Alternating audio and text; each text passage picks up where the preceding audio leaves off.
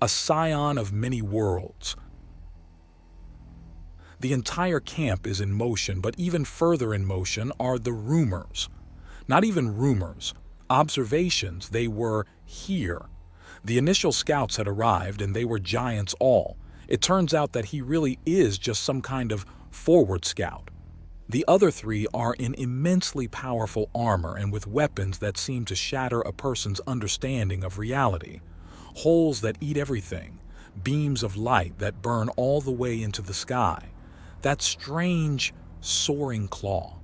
It had folded up into a V shape again, but was hovering over the camp. Just above the podium the spider came from. And wasn't that one a surprise? When Jasper had declared he was son of the spider, no one thought he was being literal. Banshee had thought the title meant something like being born of no one, declaring that he had no family. A sibling in the stars? A spider for a mother? It was more believable to think he had broken and remade himself, considering who he used to be as a sibling at most and believing their new self came from nowhere, like how some people thought spiders simply appeared. But no, his brother is a gigantic, almost erumenta. His mother is truly a spider, and as the shadow revealed greater and greater strength, they had arrived in his hour of need. Then was his change, the shimmering touch to the fur and claws, the extra antenna, the larger, unfolding wings. His heartbeat was steady, she could hear it. He wasn't lying, but she couldn't believe it. Also, the man's mother did not have a heart. There was, however, a constant squeezing sound, so whatever she was using instead of a heart was clearly not something even remotely resembling one. There were 5 major citadel cities in the Slaver Empire, all of them fortresses and ports simultaneously, each one stronger than any 5 city-states combined, and an attack on any one of them would be met with reinforcements from the others. This whole chain of events had happened far too fast for reinforcements to arrive. They were a week apart from each other on foot and days apart by boat. Not that they had a chance to speak with each other. Things were too confusing, too strange, and too sudden for the other slaver cities to actually respond. She hears the gigantic beast approach with ease. He's even more distinctive now with the tiny whistling sound his enhanced, shimmering fur caused as he moved. It was below almost any race's ability to hear, but for a Foza, loud and clear. "Hey Banshee," he says, sitting down next to her. She says nothing as she looks down into the dark waters where millions of dead bodies and rubble lay. Nearly 1,000 years of pain and suffering reduced to a large circular pool of seawater surrounded by high walls. "You promised me revenge," she says, and he sighs. There's a slight trilling near the end of it. "I know, I'm sorry. The plan was good, but I really didn't expect her to drop the city itself. That's my mistake," he admits, and she sniffs a bit. She can almost picture how the city had been shaped just that morning. "Yeah, I know," Banshee says. She's not an idiot. He's already done her a massive favor. Massive favor is about as massive an understatement as someone can make. He saved her life and possibly soul. In the terms of a meal, he had already fed her to the point of bursting, and the revenge was like a sweet little bit of honeyed fruit that had fallen from the plate and into the dirt. She still had an astounding meal. Why did she feel so bitter about not getting that last little bit? Catharsis. Jasper suddenly says. She gives him an odd look at the strange word. It means to purge your negative emotions, to let things out and heal.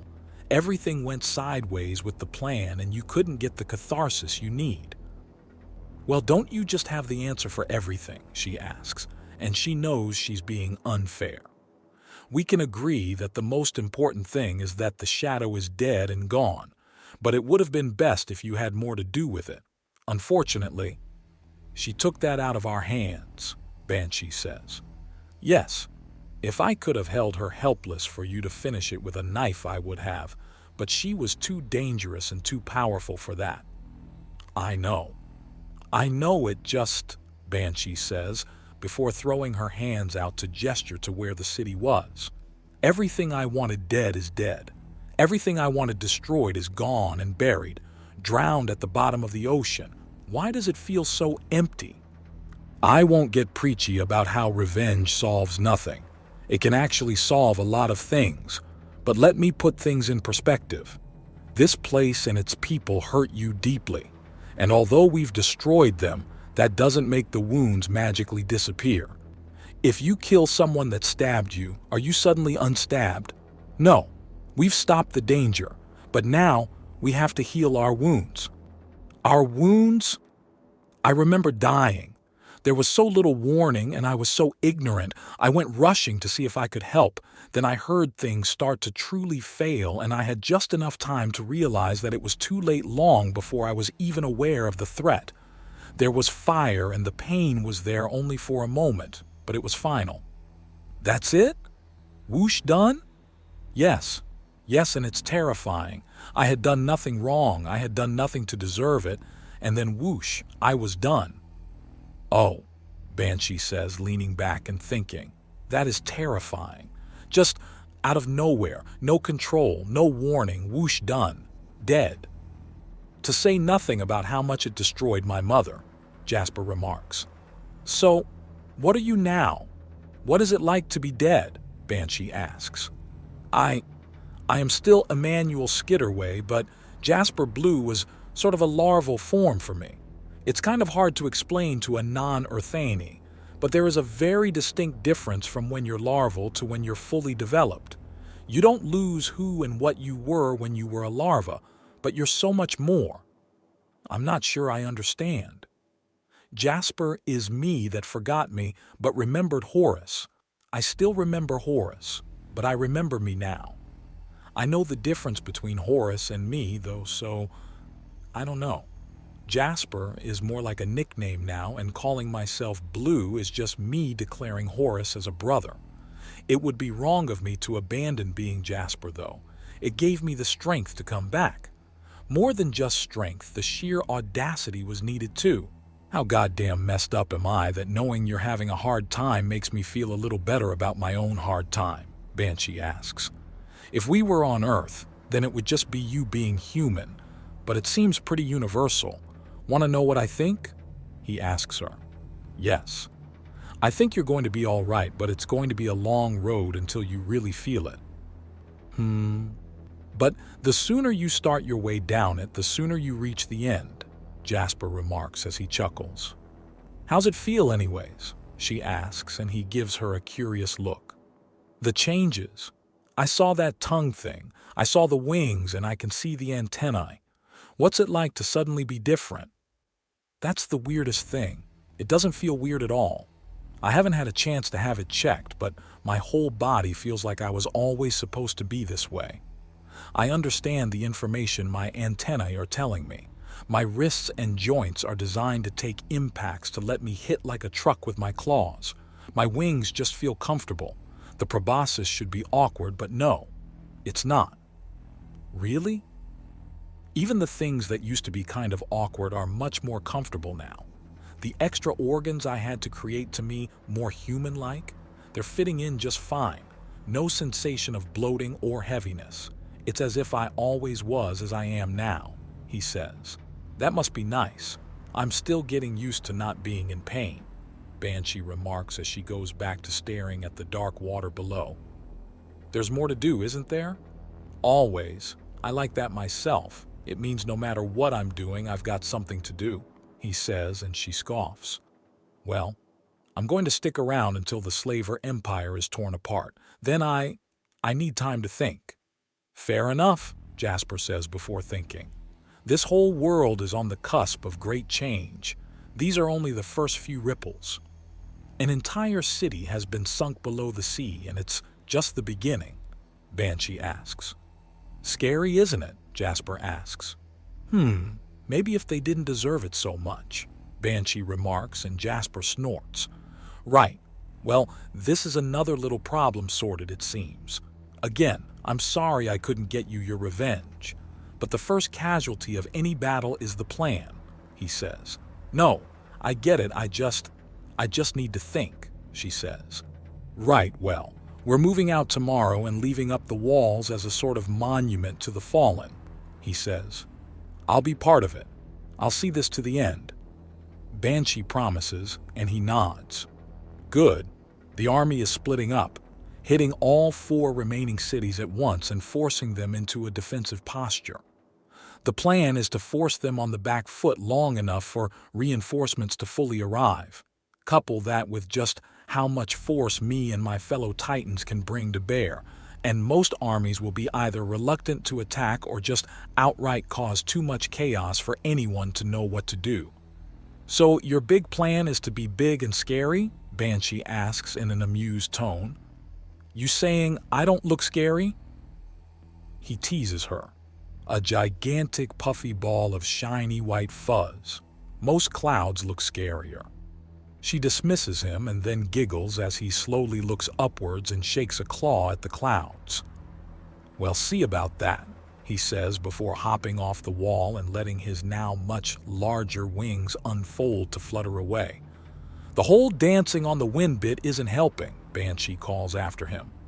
Gigantic wings fold into themselves and go limp, acting more like a thick 2-part cape that slips under his cape of office with ease. He doesn't mean to, but he cuts into solid stone even as he lands on the ground. His foot claws are as lethal as his main ones, but even more prone to damage as they keep slipping his mind. He's going to be easy to track on the ground, and he's mildly concerned as to what his foot claws will do to deck plating.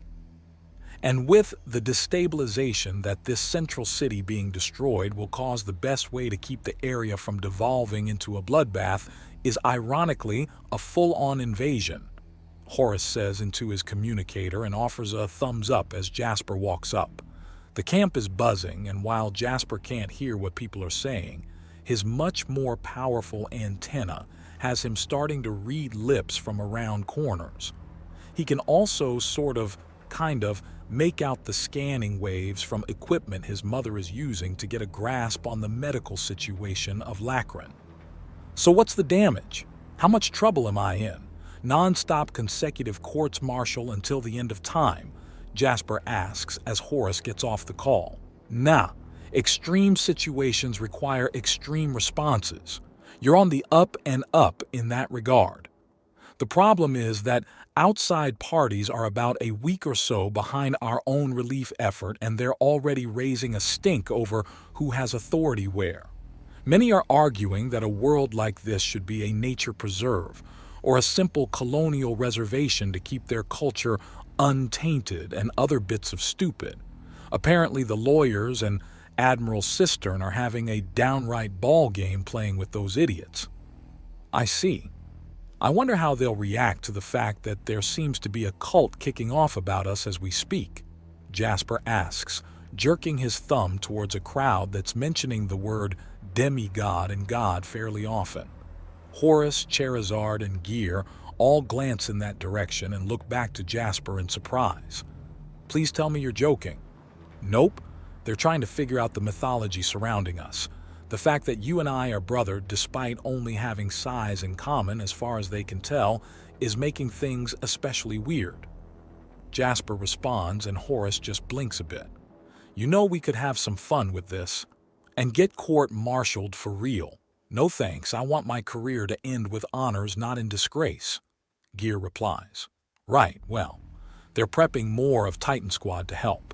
We have another 4 coming in soon, but they're bringing some extra supplies and replacement weapons for the things we trashed, using the energies of the other direction.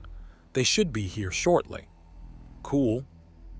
They're also bringing you the first few pieces of your power armor. Nothing big, mind you. Locator beacons and some scanning devices so we know exactly what to compensate for. These babies are custom jobs. Understandable.